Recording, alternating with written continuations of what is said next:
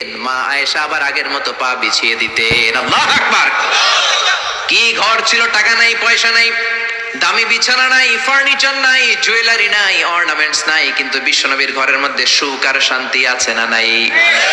সুখ আর সুখ। ফজরের নামাজ পড়ে এসে নিজেই মা আয়েশার সাথে রান্না করতে বসে যেতেন, নিজের তলোয়ার বের করে পেঁয়াজ কাটা শুরু করতেন বিশ্বনবী। আল্লাহু আকবার। বিশ্বনবী গ্লাসের যেই মায়েশা গ্লাসের যেই জায়গায় ঠোঁট লাগিয়ে মুখ লাগিয়ে পানি পান করতেন, ওই জায়গাটা খুঁজে খুঁজে বিশ্বনবী আবার ওই জায়গায় ঠোঁট লাগিয়ে পানি পান করতেন। কোন সুবহানাল্লাহ।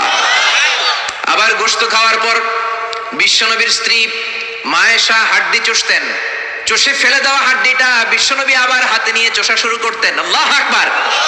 কি শান্তি, কি সুখ। মায়েশাকে বিয়ে করার আগে মায়েশার চেহারাটা বিশ্বনবীর কাছে জিব্রাইল এনে বলল, ইয়া রাসূলুল্লাহ আখবিরনি, আমাকে বলেন মেয়েটাকে দেখতে কেমন লাগে। বিশ্বনবী বললেন, কার মেয়ে? আপনার বন্ধু আবু বকরের মেয়ে। কেন এনেছো? আল্লাহ ডাইরেক্ট প্রপোজাল দিয়েছে, ডাইরেক্ট প্রপোজ করেছে বিয়ের জন্য। বিশ্বনবী বললেন, তাই নাকি? জিব্রাইল বললেন, হ্যাঁ ইয়া রাসূলুল্লাহ, আমি হলাম বিয়ের ঘটক, আল্লাহ হলেন বিয়ের কাজী।